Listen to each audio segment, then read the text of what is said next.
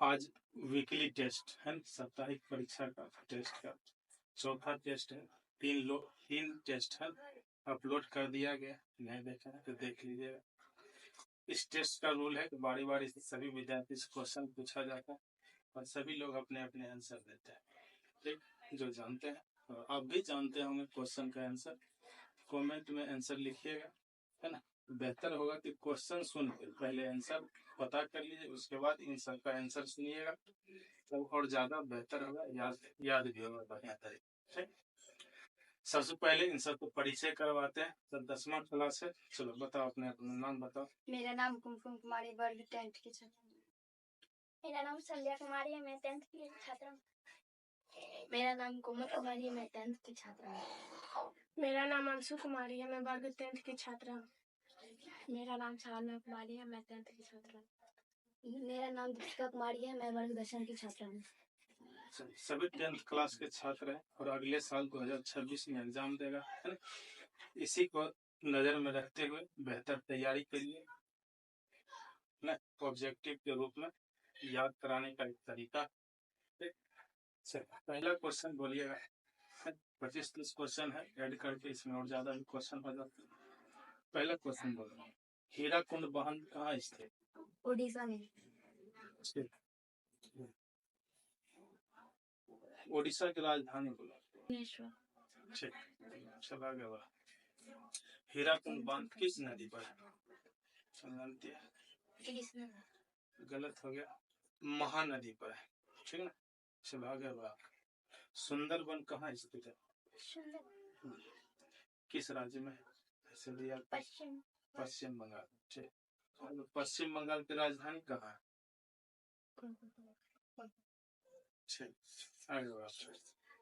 इधर से बढ़ाओ, फिर इधर से चल जाएगा, तो इधर से कोई दिक्कत है? विश्व व्यापार संगठन का मुख्यालय कहाँ स्थित है? जिनेवा में। ठीक है, आगे बढ़ा। विश्व व्यापार संगठन की स्थापना कब हुआ?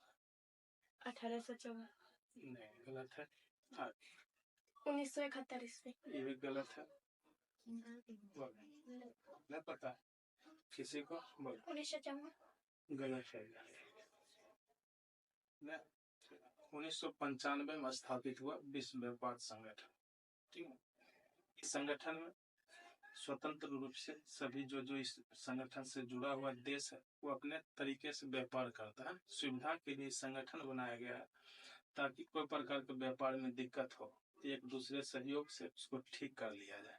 ठीक, इसलिए संस्था को बनाया गया।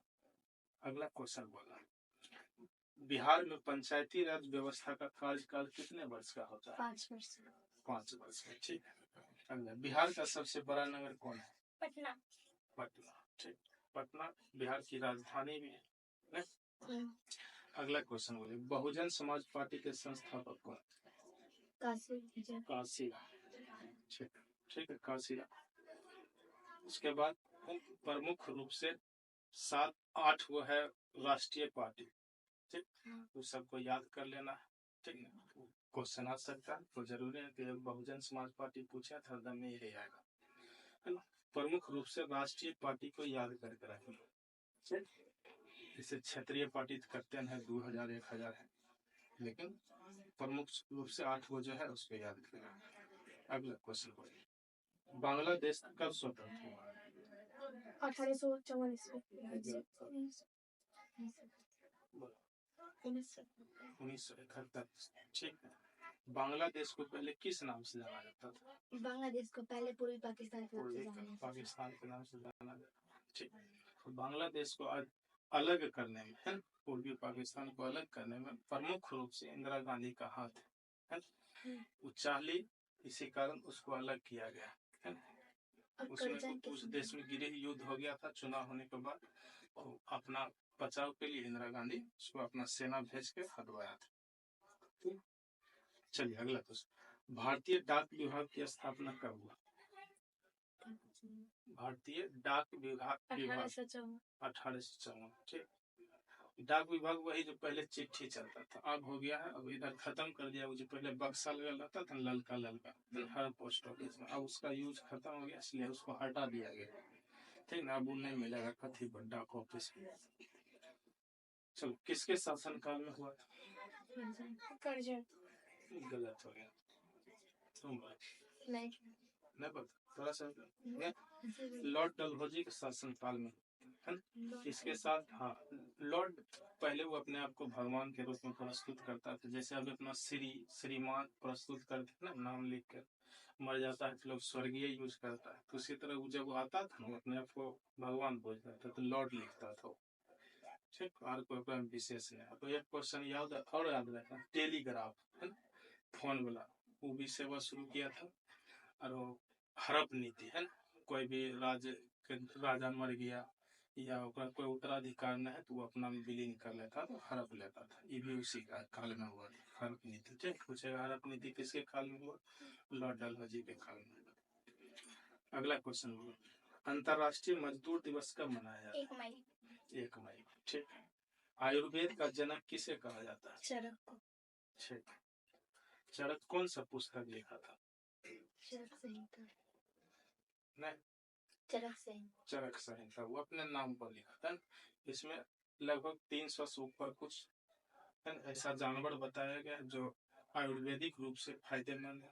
300-350 से ऊपर कुछ पौधा है, पेड़ पौधा जो जंगल में मिलता है। पशु 200 कितना घर जो भी हो उसके आसपास है, उसको देख लेना है।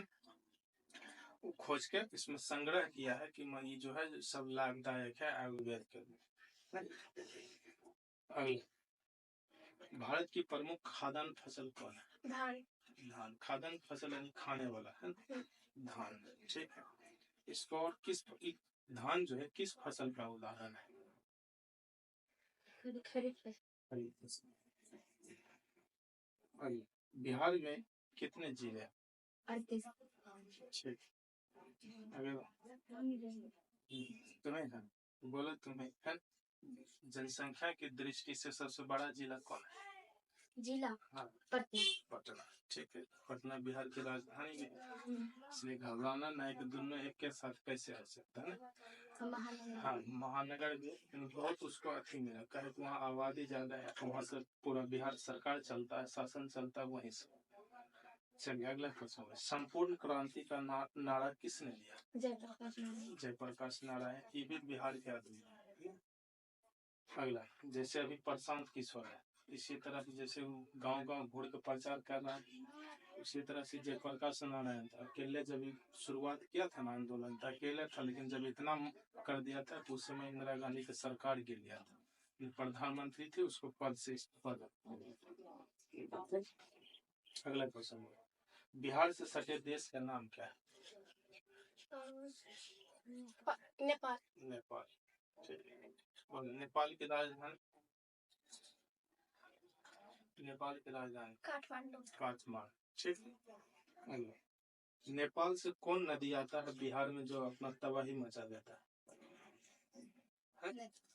उसको बिहार का शोक भी कहा जाता है, कोसी नदी। बिहार का शोक कोसी, तो नेपाल के मुख्य रूप से निकल